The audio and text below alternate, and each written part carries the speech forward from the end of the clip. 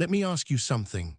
What happens when the most arrogant warriors in Europe, men who believe their birth and armor make them invincible, march into battle against an enemy who spent decades perfecting the art of destroying exactly their kind of fighter?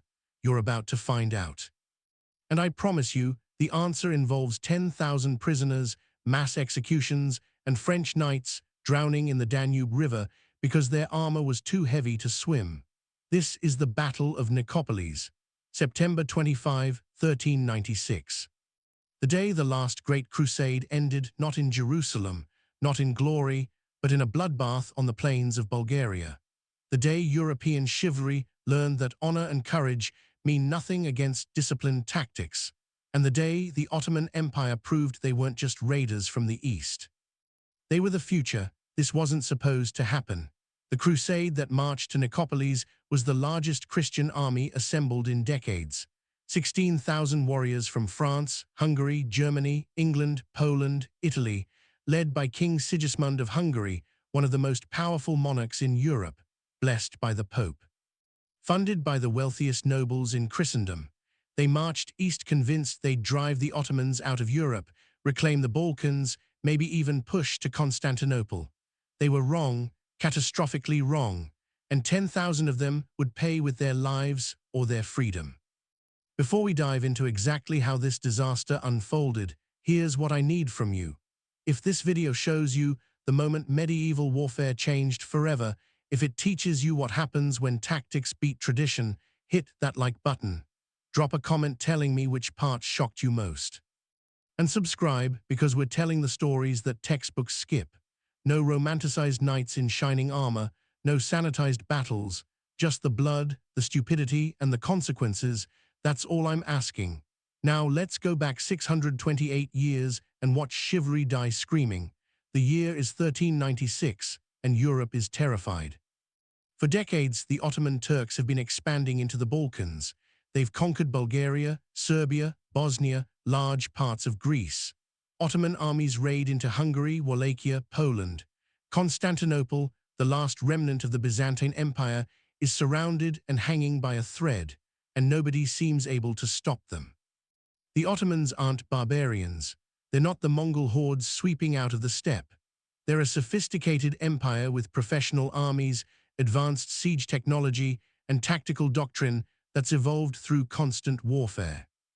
Their core military force is the Janissaries, slave soldiers taken as children from Christian families, converted to Islam, and trained for war from childhood. They're disciplined, loyal, and lethal. Supporting them are Sipahis, feudal cavalry granted land in exchange for military service. And then there's the irregulars, Akinji raiders, and Azap infantry, used for harassment and overwhelming defenses through sheer numbers. Sultan Bayezid I commands this machine. He's in his late 30s, experienced, and earned the nickname Yildirim, the Thunderbolt, for the speed of his campaigns.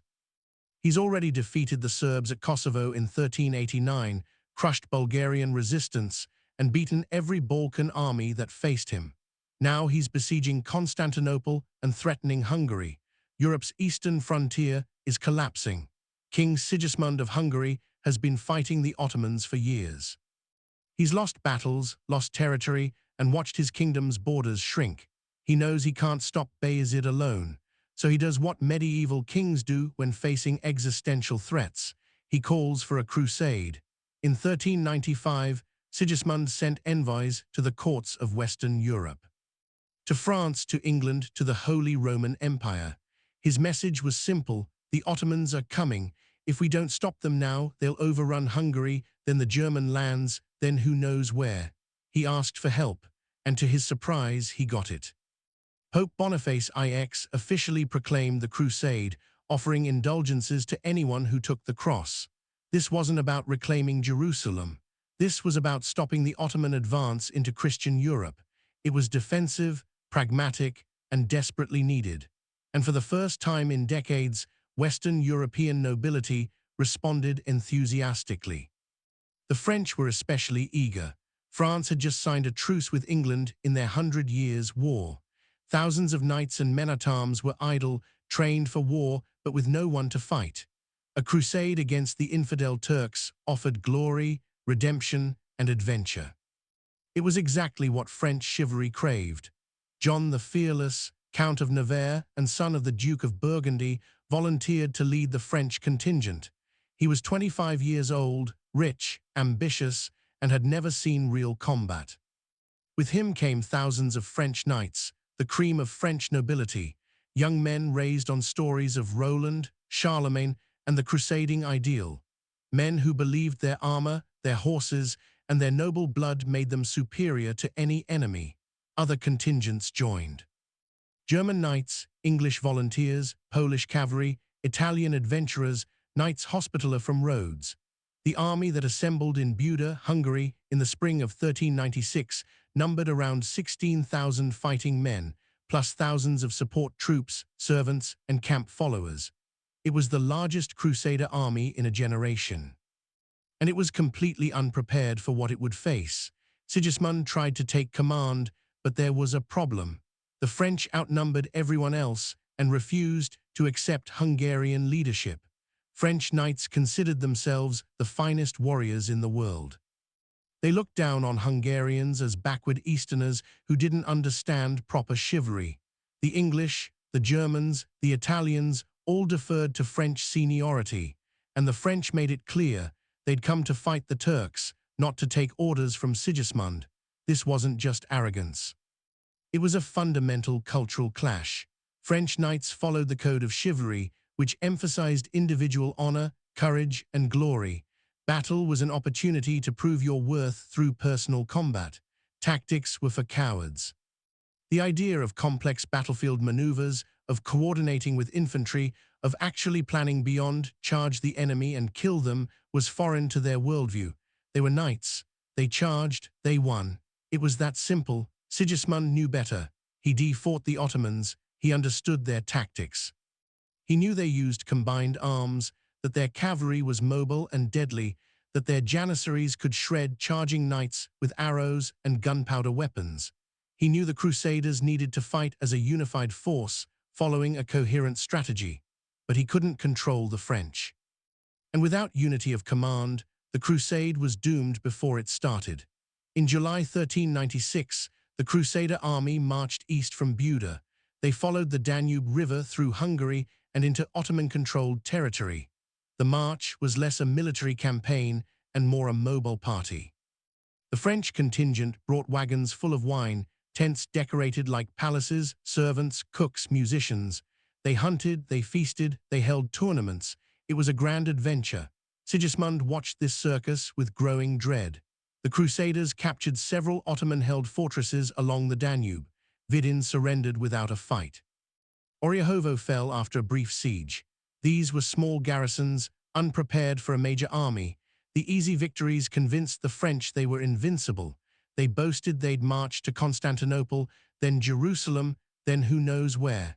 The Turks were cowards who'd flee before French steel. By mid-September, the Crusader army reached Nicopolis, a fortified city on the southern bank of the Danube in modern-day Bulgaria. Nicopolis was important strategically, controlling a key crossing point and supply route. The Ottomans had a significant garrison there. Sigismund advised bypassing it, pushing deeper into Ottoman territory to force Bayezid into a battle on Crusader terms. The French refused. They wanted to besiege Nicopolis, take it by storm, and add it to their list of conquests. So the Crusaders settled in for a siege. They surrounded Nicopolis, brought up siege equipment, and waited for the walls to fall. It was slow, tedious work. The garrison refused to surrender. Days turned into weeks. The French grew bored. They went back to feasting and hunting, treating the siege like another entertainment. Discipline collapsed. Sentries weren't posted. Scouts weren't sent out. The Crusaders had no idea what was happening beyond their immediate camp. What they didn't know was that Bayezid was coming. The Sultan had been besieging Constantinople when word reached him of the Crusader army marching through Ottoman territory. He immediately lifted the siege, gathered his forces, and marched north at incredible speed. In less than 3 weeks, Bayezid moved an army of approximately 50,000 men over 300 kilometers of rough terrain. His nickname, The thunderbolt was well earned. Bayezid's army was everything the crusader force was. Disciplined, organized, and tactically sophisticated. About 15,000 were janissaries and other elite infantry. 20,000 were Sipahi cavalry. The rest were light cavalry and irregulars. Bayezid knew the crusaders were at Nicopolis. He knew their approximate numbers, and he had a plan. On the night of September 24, Bayezid's army arrived near Nicopolis. They camped on high ground south of the city, hidden by the terrain. The crusaders had no idea they were there. No scouts had been sent.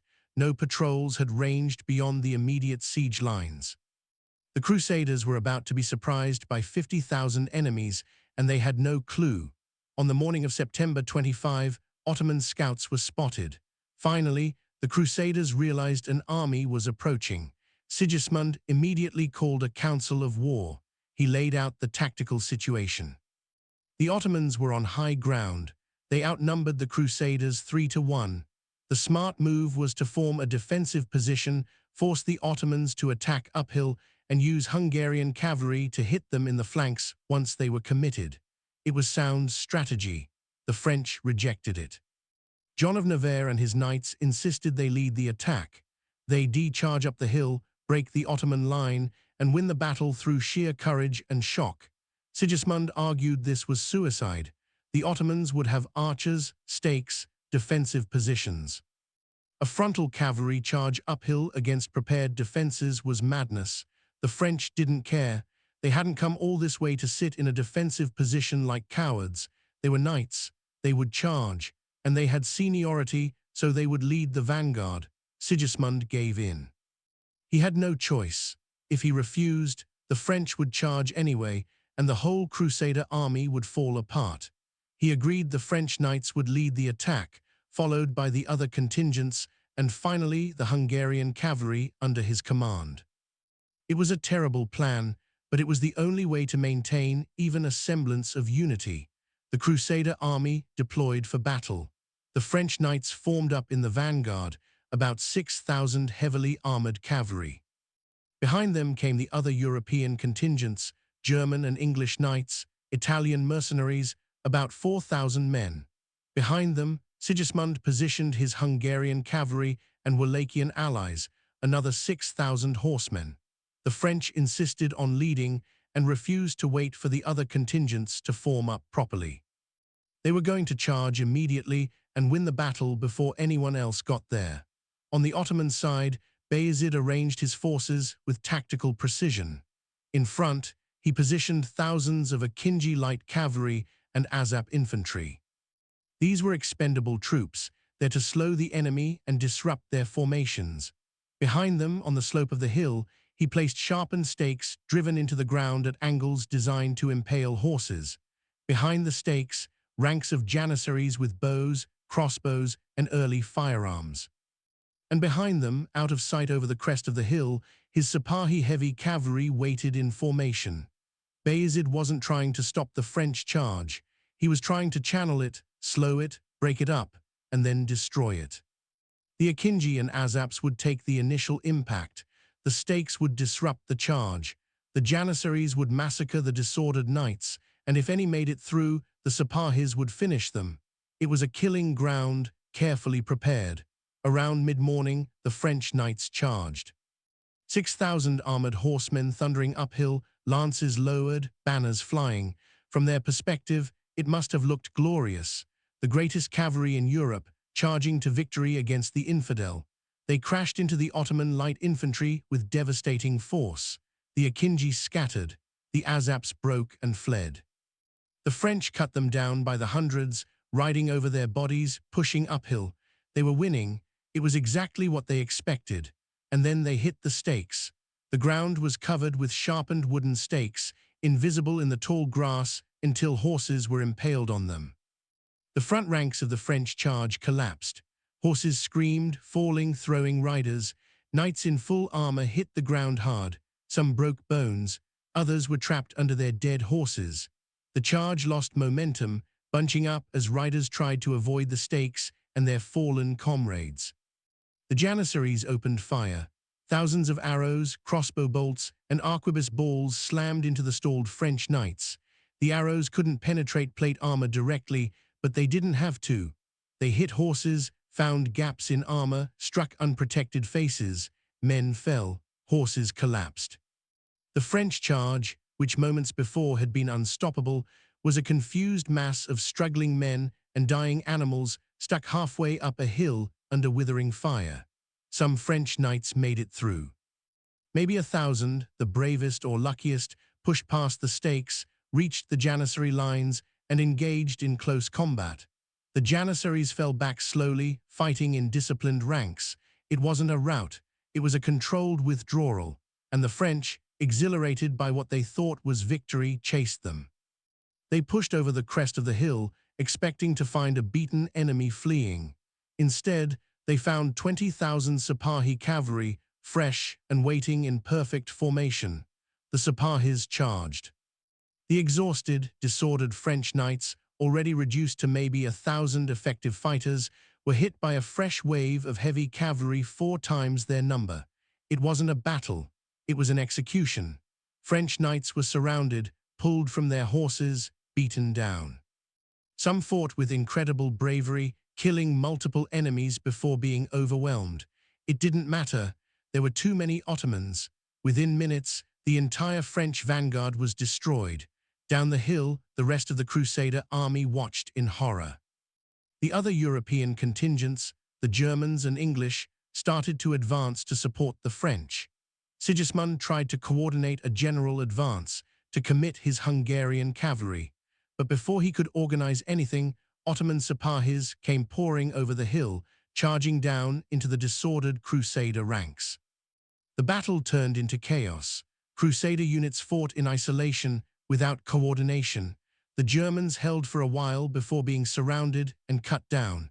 English knights tried to form a defensive position but were overrun. The Italian mercenaries broke and fled toward the Danube.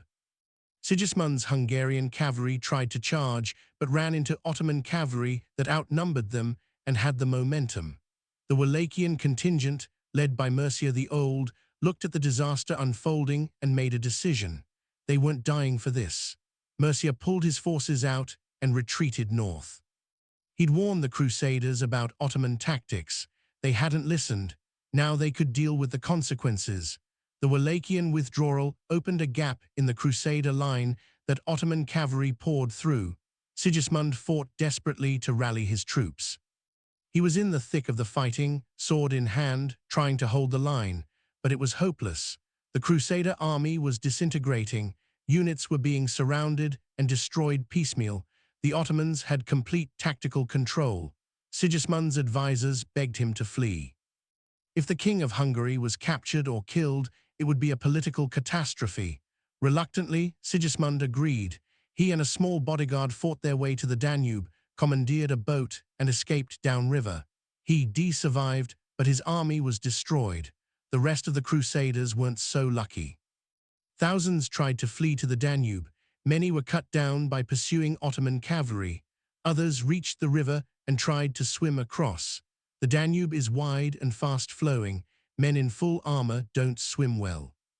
Knights who'd spent fortunes on their plate armor drowned in the river, dragged under by the weight of the very equipment that was supposed to protect them.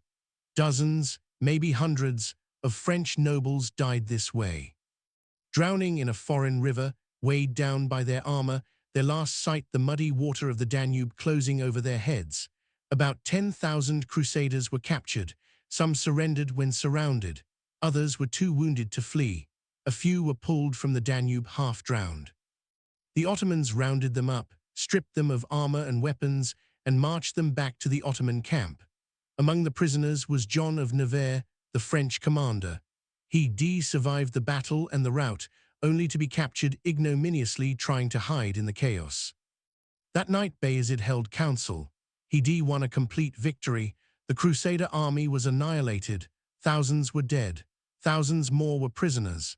But the next morning, Bayezid learned that many of his light infantry, the Akinji and Azaps who'd absorbed the initial French charge, had been slaughtered. Estimates vary, but Ottoman casualties among those troops were probably 5,000 to 10,000. Bayezid was furious. His expendable troops were one thing, but the losses were higher than expected, and he blamed the prisoners. Bayezid ordered the execution of the crusader prisoners. All of them except the highborn nobles who could be ransomed. About 3,000 men were led out in groups and executed, beheaded, throats cut, run through with spears. It took most of the day. Ancient sources describe Bayezid sitting on a throne, watching the executions, while his soldiers worked their way through the prisoners. When French nobles, who were being kept alive for ransom, begged him to stop, Bayezid ignored them. The executions were a war crime by medieval standards. Prisoners were supposed to be ransomed or enslaved, not massacred wholesale, but Bayezid was making a point. The Crusaders had marched into his territory, burned his cities, killed his people. This was retribution, and it was a message to Europe: invade Ottoman lands, and this is what happens. John of Navarre and the other high-ranking prisoners were spared. Their ransoms were set at astronomical sums. John's father, the Duke of Burgundy, eventually paid 200,000 gold ducats to free his son, an amount that would have funded a small war. It took 2 years to raise the money. John and the other nobles spent that time in comfortable captivity, treated with respect befitting their rank. The commoner prisoners who weren't executed were sold into slavery, scattered across the Ottoman Empire, and disappeared from history. The news of Nicopolis reached Europe slowly. Initial reports were confused. Some claimed victory, others disaster, but as survivors trickled back west, the truth became clear. The crusade had failed catastrophically. 16,000 warriors marched east. Maybe 6,000 came back. 10,000 were dead, captured, or enslaved. An entire generation of French nobility was gone.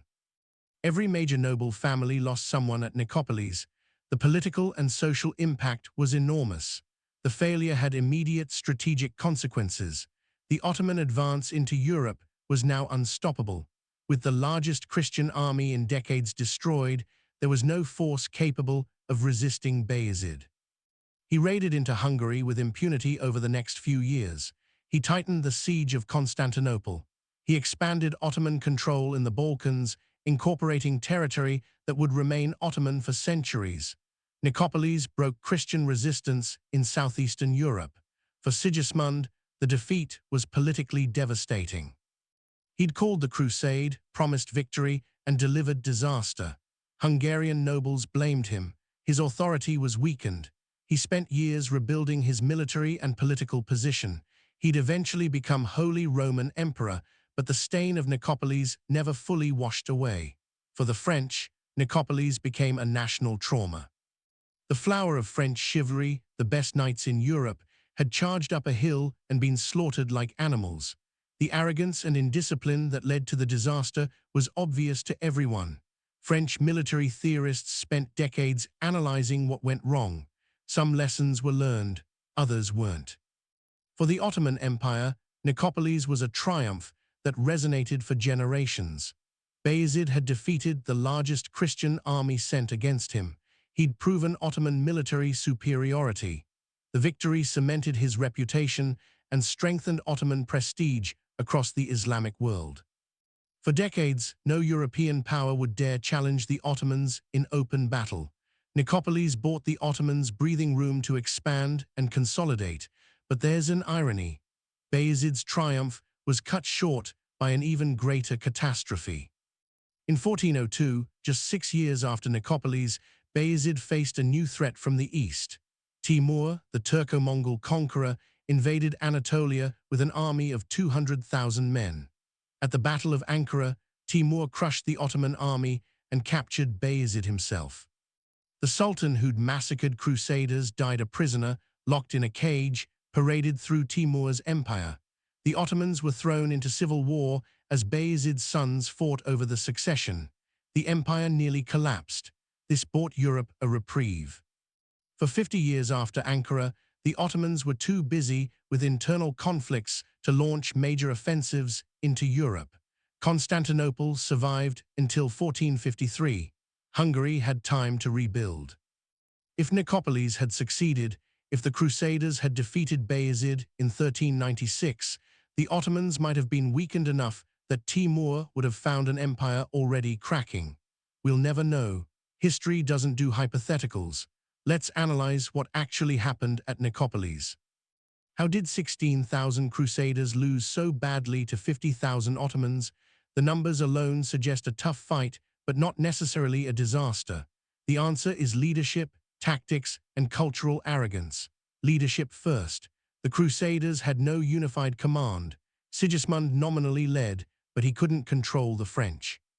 John of Navarre was young, inexperienced, and more interested in glory than victory. The French knights refused to coordinate with other contingents, refused to follow strategy, and charged into battle without reconnaissance or planning. By contrast, Bayezid had absolute command.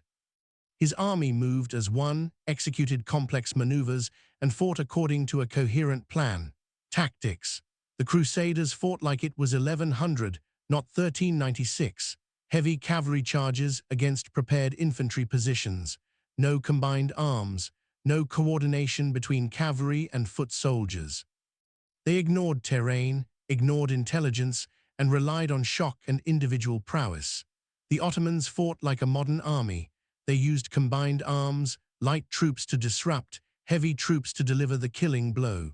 They used terrain defensively, forcing the enemy to attack uphill over obstacles. They baited the enemy into a trap and executed it perfectly. Cultural arrogance. French knights believed they were inherently superior. Noble birth, expensive armor, and years of training made them unbeatable in their minds. The Ottomans were Eastern barbarians who'd flee before proper knights. This attitude blinded them to reality. The Ottomans were professional soldiers with decades of experience fighting everyone from Mamluks to Byzantines to Serbs. They'd evolved tactics specifically to counter heavy cavalry, and the French walked right into it. There's a broader lesson here about the collision of military cultures. Medieval European warfare in 1396 was still heavily influenced by chivalric ideals.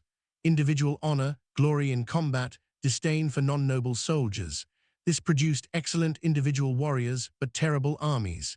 Eastern warfare, whether Ottoman, Mamluk, or Mongol, had moved past that. It emphasized discipline, combined arms, and tactical sophistication. When the two systems collided, the Eastern system won decisively. Nicopolis was one of the last battles where European chivalry fought according to purely medieval principles. The disaster taught European commanders that cavalry charges alone wouldn't win battles anymore. Infantry, artillery, coordination, all mattered. The evolution of European military doctrine in the 15th and 16th centuries was partly a response to defeats like Nicopolis. But the lessons came too late for the 10,000 men who died or were enslaved, for the 3,000 prisoners executed in one day. For the French knights who drowned in the Danube, their armor becoming their coffin. They paid the price for their leaders, arrogance, and incompetence. Let's talk about those executions specifically. Bayezid's decision to massacre 3,000 prisoners was shocking even by medieval standards. Prisoners had value as ransom or slaves. Killing them made no economic sense, but Bayezid was making a political and psychological point. He was demonstrating Ottoman power. He was punishing the invaders, and he was sending a message to Europe. This is what happens when you challenge us. The executions haunted the survivors. John of Navarre and the other French nobles who watched were traumatized. Some accounts say John wept openly as his men were killed in front of him. When he finally returned to France in 1398, he was a changed man. He never spoke publicly about the executions. The experience marked him for life. For the families of the executed men, there was no closure. Their relatives marched away to Crusade and never came home. No bodies to bury, no confirmation of death for years, just rumors and eventually devastating certainty. The social impact rippled through France for decades. Entire villages lost their men, noble families lost heirs. The demographic and economic effects were severe. The prisoners who were enslaved rather than executed disappeared into the Ottoman system. Some were sent to galleys, rowing Ottoman warships. Others were sold to private owners, working farms or in households. A few converted to Islam and joined Ottoman service, starting new lives, but most lived and died as slaves, forgotten by history, their names lost. Sigismund's escape was controversial. Some praised him for preserving the kingdom's leadership. Others accused him of cowardice, fleeing while his men died. The truth is probably that his advisors forced the decision, recognizing that capturing the King of Hungary would be a disaster beyond the military defeat. Sigismund's survival allowed Hungary to continue as an organized state. If he'd died or been captured, Hungary might have fragmented, making Ottoman conquest even easier. The Danube crossing was where many of the most prominent casualties occurred. Nobles who survived the battle drowned trying to escape. Their bodies, weighed down by armor, were never recovered. Local legends claim that for years afterward, fishermen would pull up armor and weapons from the riverbed. Whether that's true or folklore, it captures the scale of the disaster. The Danube became a mass grave. In the immediate aftermath, Europe went through stages of grief. Denial first, refusing to believe the reports. Then anger, blaming Sigismund, the French, anyone. Then fear, realizing the Ottomans were unstoppable. The Pope called for a new crusade to avenge Nicopolis. Nobody came. The appetite for crusading against the Ottomans died at Nicopolis. Western European powers turned inward. France and England resumed their 100 Years' War. The German states dealt with internal Holy Roman Empire politics. Italy was consumed by city-state rivalries. Nobody wanted to face the Ottomans again. The eastern frontier was left to Hungary, Poland, and the Balkan states to defend alone, and they couldn't hold. Over the next 50 years, Ottoman power grew. They recovered from Bayezid's defeat at Ankara, reunified under Mehmed I, and resumed expansion under Murad II. By the time Mehmed II took Constantinople in 1453, the Ottomans controlled most of the Balkans. The barrier that might have stopped them died at Nicopolis in 1396. There's a what-if question that haunts this battle. What if the Crusaders had followed Sigismund's advice? What if they'd formed a defensive position, forced the Ottomans to attack, and used their cavalry in coordinated counterattacks? Could they have won? Maybe. The numbers weren't impossible. With better tactics and discipline, the Crusaders might have made the battle competitive. But it would have required the French to swallow their pride, accept Hungarian leadership, and fight as a unified force. That was never going to happen. The French obsession with glory over victory wasn't unique to Nicopolis. It appeared again at Agincourt in 1415, where French knights charged into English longbowmen and were slaughtered. It appeared in Italy during the Wars of Italy, where French cavalry repeatedly charged into pike formations and lost. The culture of chivalry, with its emphasis on individual honor over collective effectiveness, crippled French military effectiveness for decades. Nicopolis was one of the clearest examples, but we should be fair to the French knights as individuals. They were brave. They fought with incredible courage. Many performed acts of heroism that would be legendary if they'd been on the winning side. The problem wasn't individual quality, it was collective stupidity. A brave man charging up a hill into prepared defenses without support isn't a hero, he's a corpse. The Battle of Nicopolis marked a turning point in European-Ottoman relations. Before Nicopolis, Europeans still thought they could defeat the Ottomans through traditional crusading methods. After Nicopolis, they knew better. The Ottomans weren't a temporary problem to be solved by a single campaign. They were a permanent empire that required sustained, coordinated resistance. That realization changed European strategy, even if execution remained flawed. For the Ottoman Empire, Nicopolis was proof of concept. Their military system, combining professional infantry, mobile cavalry, and tactical sophistication, could defeat anything Europe threw at them. This confidence drove expansion for the next century. Ottoman armies would push into Hungary, besiege Vienna, dominate the Mediterranean. They became a superpower because they'd proven at Nicopolis they could beat Europe's best. If you're still watching, I want your thoughts. Could the Crusaders have won with different tactics? Was the French charge as stupid as it looks, or were there factors that made it reasonable at the time? And what would have happened if the crusade had succeeded? Drop your answers in the comments. Let's debate this properly. And if this story taught you something, if you appreciate military history that doesn't sugarcoat the stupidity and the tragedy, hit that subscribe button. We are building a community that values real history, not the romanticized version, not the version where knights are always heroic and battles always make sense. The real version, where human beings make catastrophically bad decisions and pay for them in blood. Nicopolis matters because it's a clear example of how culture can override tactical sense. The French knights at Nicopolis knew intellectually that charging uphill against prepared defenses was risky. But their culture demanded they do it anyway. Honor required it. Chivalry required it. Their identity as knights required it. So they charged and they died. Culture killed them as surely as Ottoman blades.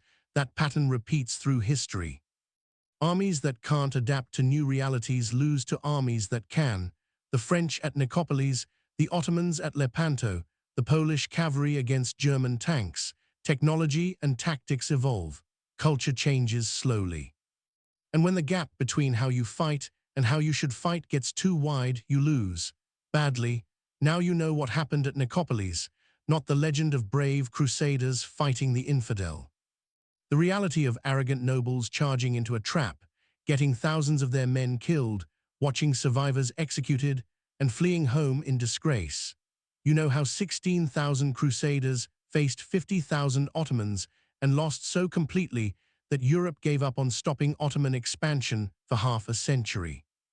You know why the last great crusade ended not in Jerusalem, but in a bloodbath on the plains of Bulgaria. That's what we do here. We show you the battles that shaped history, told without the heroic nonsense and oversimplification. Because understanding what actually happened makes us smarter about power, about war, about the consequences of arrogance and incompetence. And there are more stories coming. More battles, more disasters, more moments where everything went wrong and the world changed because of it. Thanks for watching. I'll see you in the next one.